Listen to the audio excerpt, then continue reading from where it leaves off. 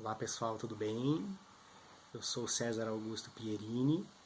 Eu estou iniciando com esse vídeo uma atividade aqui neste canal e que eu gostaria de chamar essa atividade de O Caminho das Sete Cores, que vai ser, na verdade, um processo de autopercepção, de autoobservação, baseado em várias vivências que eu tive, que eu pude experimentar ao longo de uma década de busca por autoconhecimento, e trazendo um pouco da minha experiência, das coisas que eu consegui acessar, do entendimento que eu tive até então,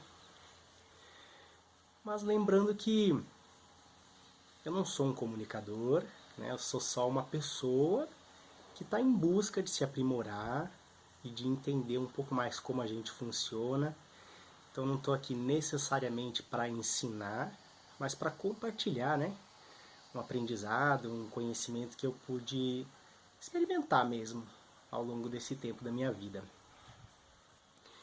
Eu sou educador, trabalho em processos de vivências artísticas, em ONGs, trabalho com pessoas em situação de vulnerabilidade, portadores de HIV, crianças abandonadas, idosos em comunidades de baixa renda.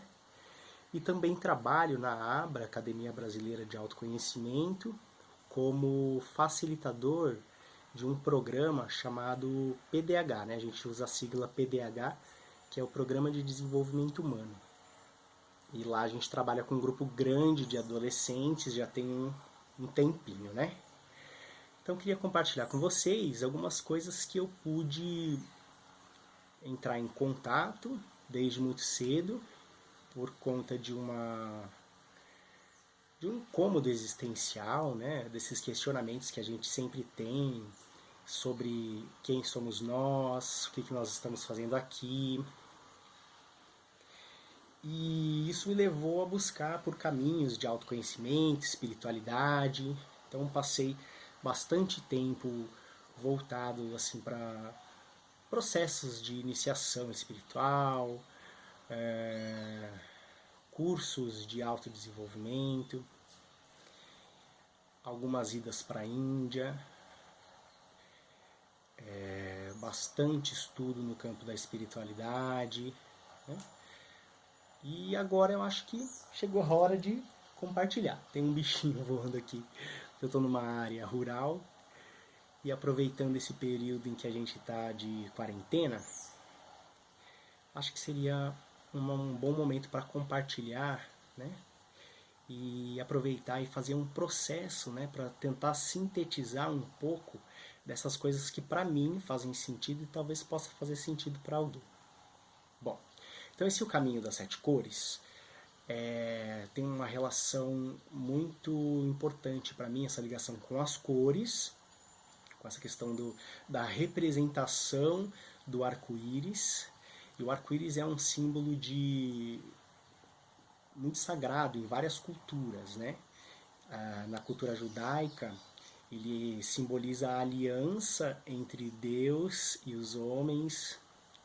Para alguns povos indígenas, eles têm uma relação muito sagrada também com o povo colorido, com a manifestação de tudo que há, né?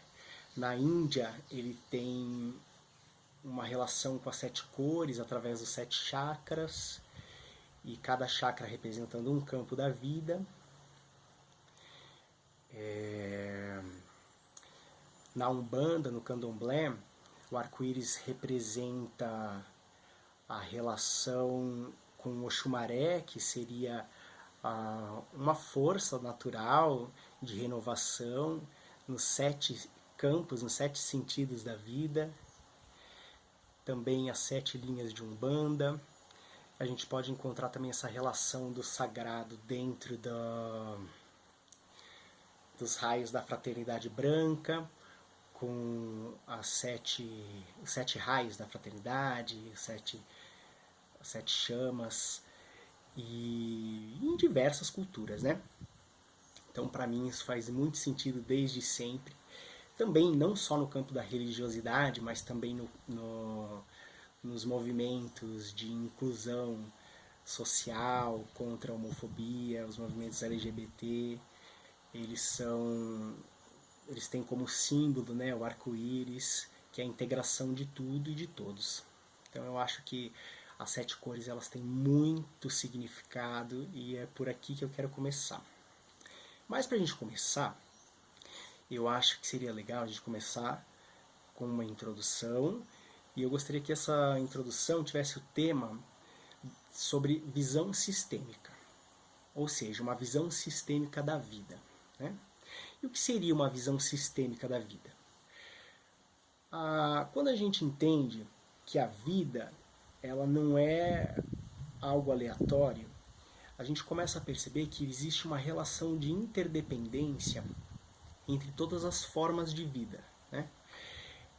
Entre os fenômenos da natureza, entre os elementos naturais, e a gente começa a perceber que nós não estamos à parte disso, mas que nós estamos dentro e fazemos sim parte de todo esse sistema que é a vida. Então, se a gente olhar, a vida está organizada em reinos, né? O reino mineral, o reino vegetal, o reino animal, o reino humano. E ela se distribui dentro de algumas dinâmicas dos elementos naturais, dentro da relação dos seres vivos com o espaço em que eles habitam. E toda a vida ela tem essa relação de interdependência. Então, os homens têm uma relação com os animais, e também com os vegetais e com os minerais. Os animais também se alimentam das plantas, as plantas se alimentam dos nutrientes que vêm do reino mineral.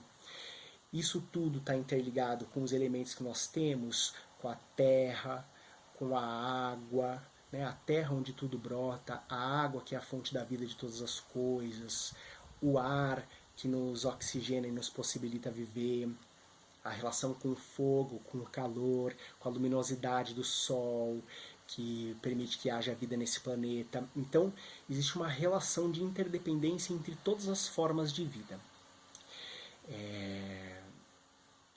Só que existe também, não só nessa questão externa, em que a gente pode chamar de biosfera, existe também relações sistêmicas internas, que a gente pode chamar de biológicas, né?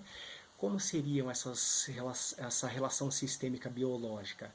É a relação das coisas e das formas de vida que existem dentro de cada um de nós.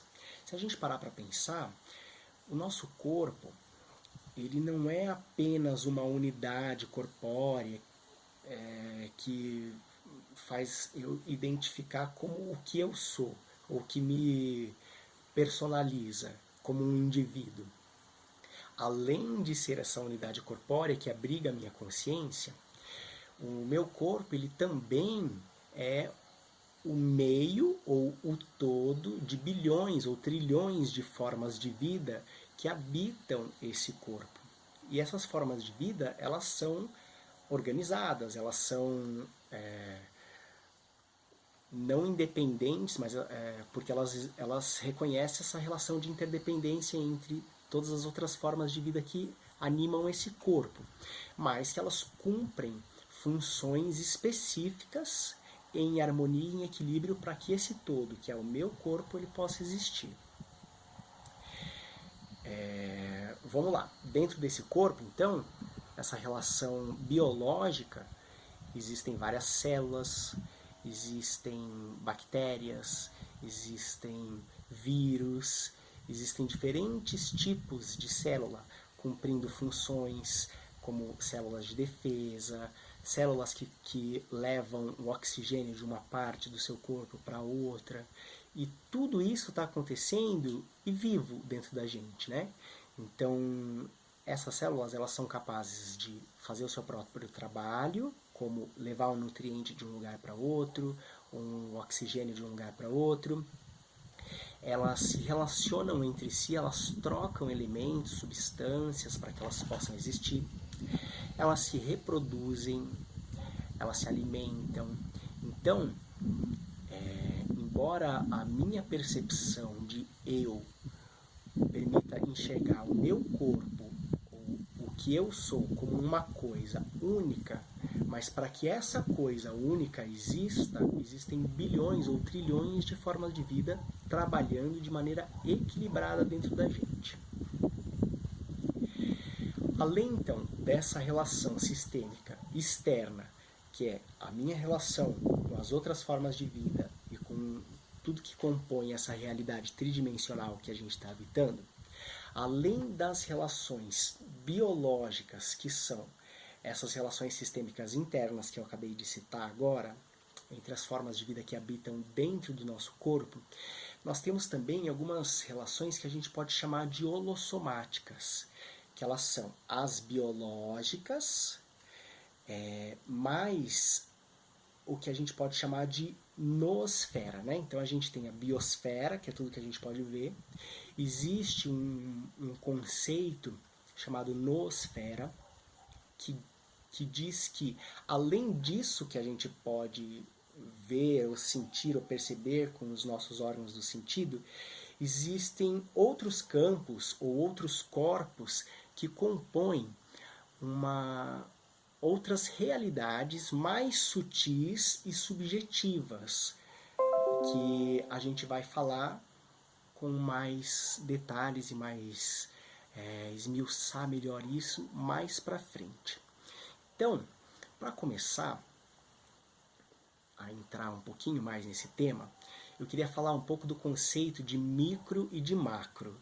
A gente escuta sempre, por diferentes áreas do conhecimento, coisas do tipo: tudo que existe no micro existe no macro, né? Na filosofia a gente escuta isso.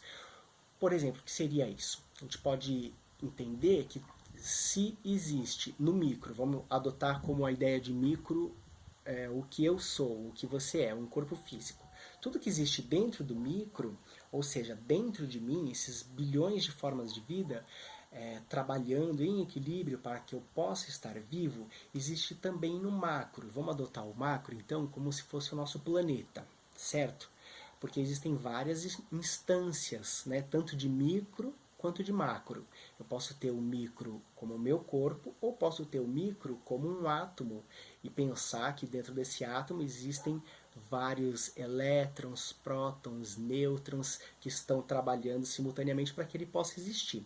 Posso também adotar a ideia de macro como o sistema solar, em que existe o Sol como núcleo, a semelhança de um átomo, e vários planetas orbitando esse Sol, esse sistema solar. Mas agora a gente vai pensar o seguinte: da mesma maneira que existe no micro várias formas de vida animando o meu corpo, existe no macro a minha relação com o planeta.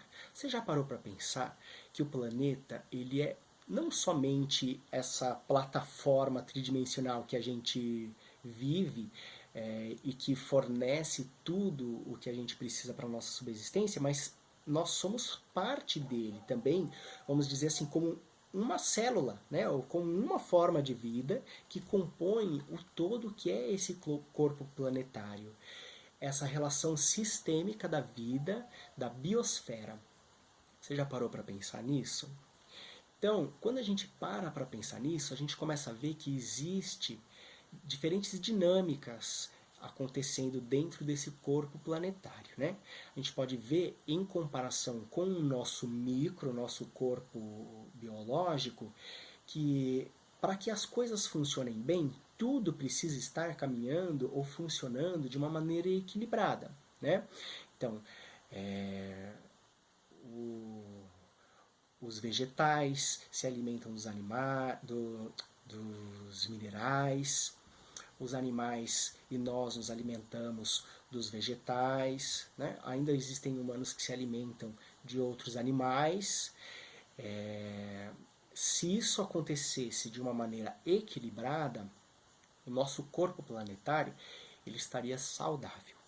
Mas o que a gente vê hoje é como a gente não se reconhece como parte integrante de um corpo planetário e que esse corpo tem vida, a gente não vive em harmonia com esse planeta.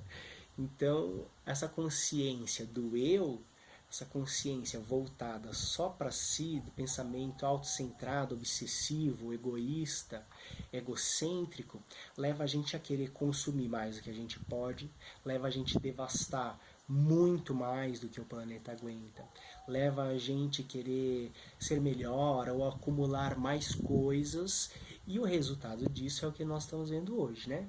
O planeta sendo devastado, as florestas sendo queimadas, sendo derrubadas para plantar soja, para alimentar gado. Desse gado vai ser vendido para ser consumido de uma forma que nunca foi consumida antes. A carne nunca foi consumida da maneira como ela é consumida hoje. Basta a gente pensar que antigamente não existia geladeira, então você não podia sacrificar um boi para se alimentar, porque não teria como você guardar, reservar ou armazenar sem que isso apodrecesse. Então, as pessoas consumiam muito menos carne, elas tinham outras maneiras de se alimentar. A carne era uma coisa utilizada em dias de festa, ou quando um animal era sacrificado, ele era repartido por toda a comunidade, mas nunca foi criado gado, nunca teve essa criação de carne, essa indústria da carne como existe hoje, né? E a gente sabe, basta a gente dar um Google, a gente sabe que para que a gente possa consumir carne hoje na quantidade que a gente consome, é necessário muitos litros de água para cada quilo de carne. Se não me engano, são 15 mil litros de água para cada 1 quilo de carne produzida. Né? Então, se a gente imaginar que um boi ele deve ter mais ou menos uns 500 quilos, quanto seria 500 quilos vezes 15 mil litros de água? Né? Quanto de devastação está acontecendo nas florestas, nas áreas verdes, para poder plantar os cereais que vão servir de ração e de alimento para esses animais. Né? Então, existe uma degradação desse corpo planetário, e esse é só um exemplo. Mas esse não é o único. Né? A gente pode ver que, por exemplo, as pessoas elas acumulam muito mais do que elas deveriam, enquanto outras estão passando fome. Então, a gente vive num sistema até hoje o melhor comparado a sistemas anteriores, como por exemplo da escravidão, não tem como negar, né? Mas ainda hoje a gente vive num sistema em que metade da população está abaixo da linha da miséria, enquanto a metade da economia do planeta está na conta bancária de 6 pessoas. Num planeta que tem mais de 7 bilhões de habitantes. Então, o que acontece? Se a gente comparar esse macro, que é o planeta, com o micro, quando uma célula começa a se reproduzir muito mais do que ela deveria, de maneira desorganizada, de maneira acelerada e acumular matéria, o que ela causa? Ela causa um câncer.